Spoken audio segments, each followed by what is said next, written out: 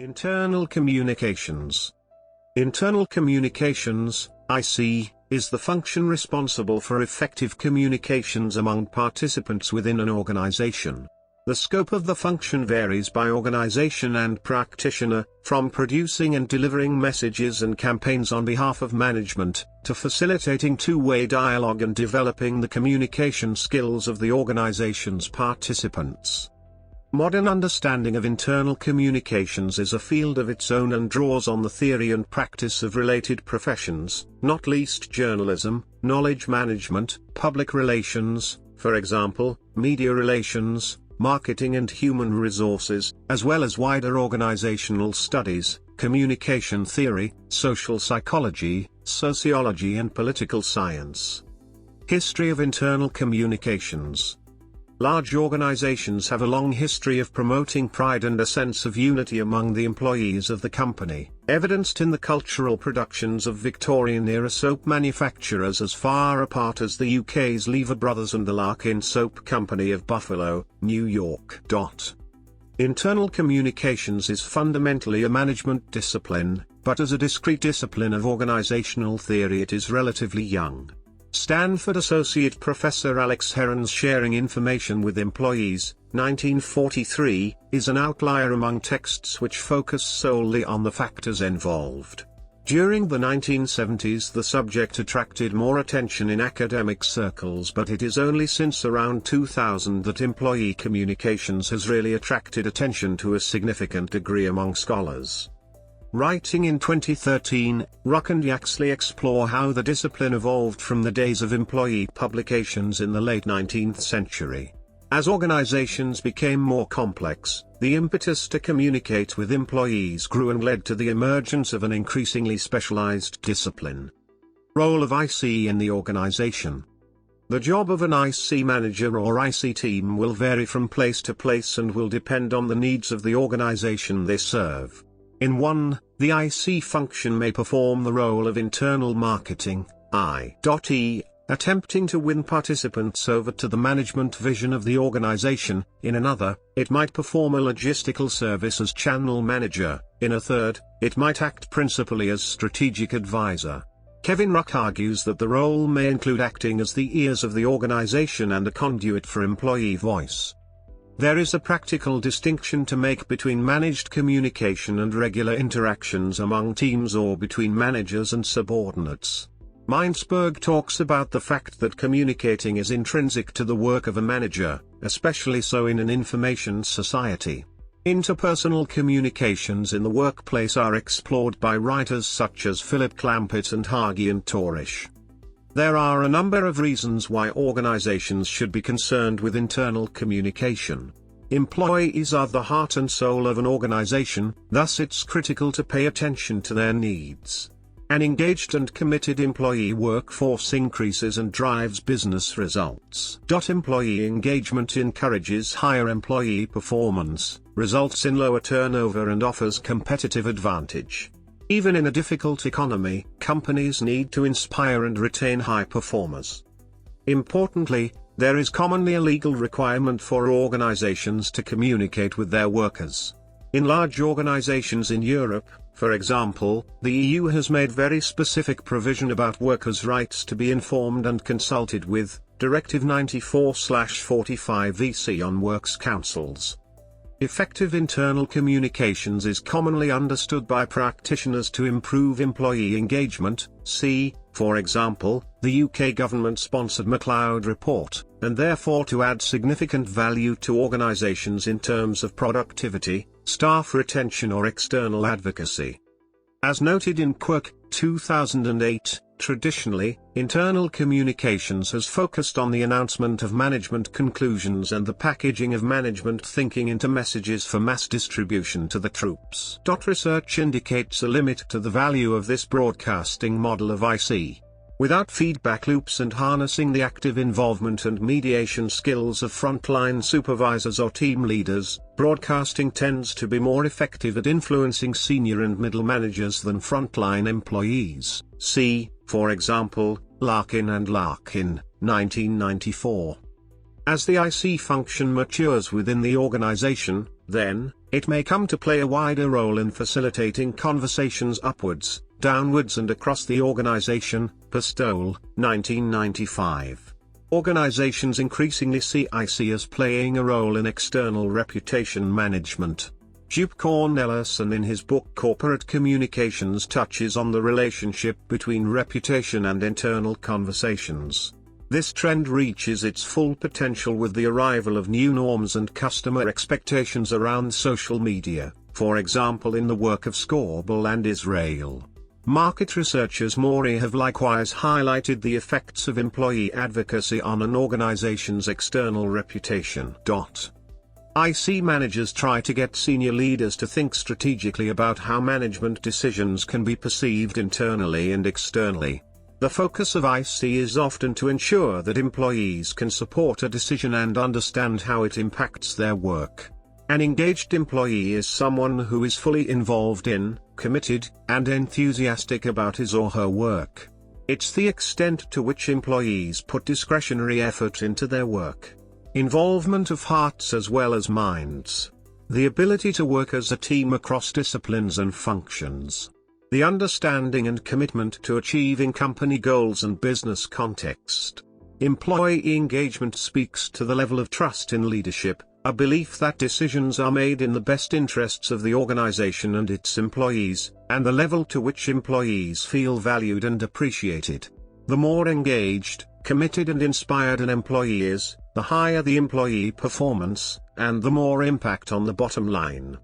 Internal communication strategy. As suggested above, employee communications strategy is founded on the essential question of what results does an organization need to achieve. Specifically, many practitioners talk in terms of outcomes rather than outputs. Their concern is what actions are needed from employees rather than what tools or content should the IC team be producing. Some writers talk about the do-feel-no challenge. The actions needed of a workforce might be to work differently in support of a new business strategy, to follow safer practices or perhaps deliver a particular customer experience. The role of the internal communicator is to identify the behavior required of staff and then consider what emotional and informational needs will help the staff adopt the desired behavior. Specific projects or programs will then develop detailed plans which include insight into message distribution. Formal channels typically fall into one of four broad categories. Informal channels reflect the nonlinear dynamics of a social network and can be as influential, if not more so, than official channels, often more likely to stimulate and create discussion and dialogue. The channels may manifest themselves via the rumor mill, water cooler conversations, social networking, graffiti, spoof newsletters, etc. Selecting channels. One of the key challenges any internal communicator will face is how to select the right channels, and the right mix of channels, for both the audience and the message. Bill Quirk offers a simplistic guide. See Wyke for some theoretical grounds for this basic insight. The practical considerations are: traffic control. A typical large organization IC function will be concerned to monitor and limit the quantity of information flowing through each internal channel, prioritizing according to the relevance of a given message to the audience implicated in that channel, as well as the urgency and impact of the message. Such organizations typically face a risk that channels, such as intranet news, or email, are overused for inappropriate, low-value messages, causing vital audience groups to filter them out. Channel development and administration. IC teams will often, but not always, hold responsibility for the administration and development of several of the organization's communications channels. The range of media available is wide, and growing fast with new electronic media. Initially, IC tends to focus on the existing resources of the organization, typically an intranet, email distributions, and newsletters. One common element of channel development and administration involves managing supplier relationships. Agencies external to the organization typically specialize in one main channel area, such as audiovisual or print production. Line manager cascade. Sending information down the line to local supervisors, expecting them to deliver it without any corruption, interpretation or deviation has long been the main focus of cascaded internal communications. For example, UK guidance from the Industrial Society, now the Work Foundation, focused on giving managers very clear instructions about what to say and how to say it. However, in recent years thinking has evolved and literature now concentrates on empowering managers to facilitate discussion rather than cascade management of messages which will have little authority or impact. This is a particularly strong theme in the writing of Larkin and Larkin. Clampett, 2005, lists 3 approaches managers use to communicate with their employees. Employee communication is an important skill for all line managers, irrespective of their seniority. Like any skill, it requires training and development. Often, organizations do not invest the appropriate amount of time and effort in developing managers' communications skills. Too often this leads to managers abdicating responsibility for communications to their internal communications department and a lack of confidence in facilitating discussion in their teams. This raises debate around the following issues. Fitzpatrick and Valskov argue that strong manager communication systems attempt to address 5 essential issues. Social media. Social media is becoming increasingly discussed in the field of internal communication. However, there is little documented, academic evidence of where it is being used successfully as part of a planned campaign of employee communications, and it is often confused with digital media. There are case studies published on a number of commercial websites including www.simplycommunicate.com and www.melcrum.com, and there is a useful chapter on the subject by Tracy Plail in Rux Exploring Internal Communication. Other collaborative software. Since 2012, several communication technologies usually classified as workplace group chat apps or collaborative software have emerged. Message design and production. Basic IC services to an organization begin with editorial services, either fine-tuning messages drafted by participants in the organization, or drafting new material on their behalf. IC practitioners might simply correct basic grammar, etc., especially in organizations where many participants may be operating in their second or third language. Or they might rework it to conform to house style or its branded equivalent, tone of voice. The skill set involved relates closely to media professions such as journalism, copywriting and film or print production. Message design may be iterative, or involve a range of participants in an approvals process. Project communications. IC practitioners may be seconded to a specific project team, to support the stages of the project that carry a communications or engagement component. Project communicators might produce a schedule of communication objectives and milestones for the project, a map of vital stakeholders, senior individuals or large groups, segments of the overall population, and a message framework to guide project participants towards a single, coherent message about their work.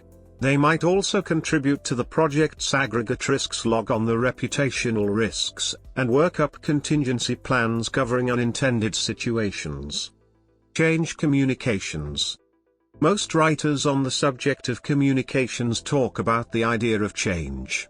Most intentional communication takes place with the aim of effecting some kind of change or another. However, many practitioners in internal communications make a distinction between change and transformation. Drawing on the work of writers such as William Bridges, practitioners talk of change as the act of altering something within an organization, such as the introduction of a new IT system or the closure of an office, and they describe transition as the process through which an individual passes as part of the process of coping with change. The use of the two terms interchangeably causes some confusion. Communicators who specialize in change communications tend to be interested in behavior change and will draw heavily on psychological models.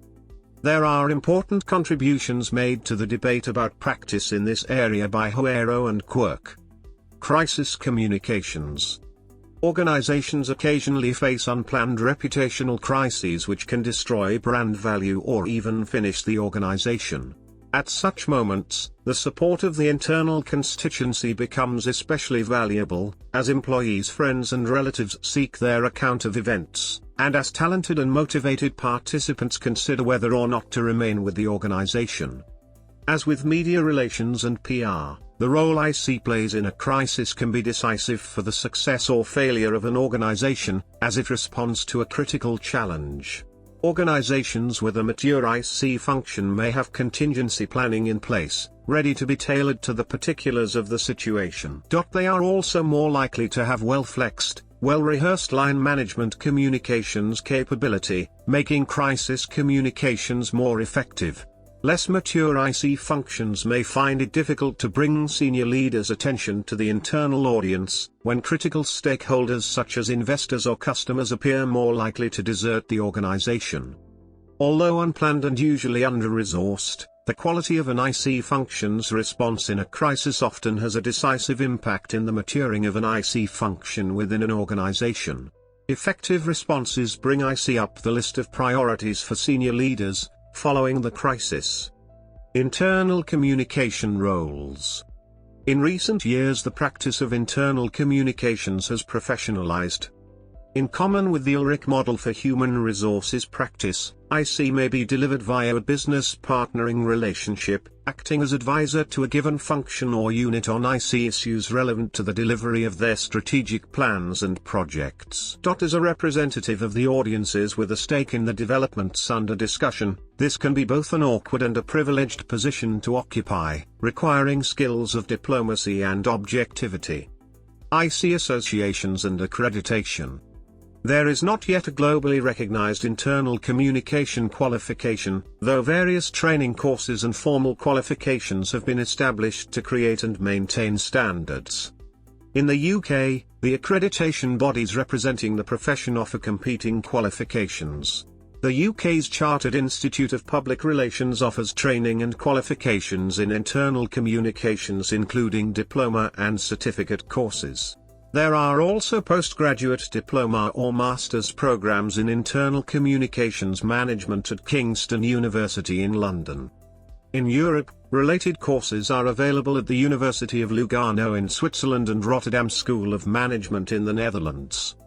In Asia, internal communications is still a very nascent field with few specialists in more developed economies such as Singapore and Hong Kong, some accredited by the Singapore Business Advisors and Consultants Council. Professional IC associations include the Institute of Internal Communication, the International Association of Business Communicators, IABC, and others. In 2013, IABC closed its accredited business communicator qualification, but planned to launch a certification program for strategic communicators in autumn 2014. Synonyms. IC may variously be referred to as employee communications, employee engagement, employee relations, internal marketing, company communications, staff communication. Responsibility for IC may sit within various established functions, including marketing, corporate communications, transformation, HR, and the CEO office. Internal communications functions can require several skills, for example, writing, marketing, event organization, web production, facilitation, advertising, stakeholder management, corporate social responsibility, branding and communications training.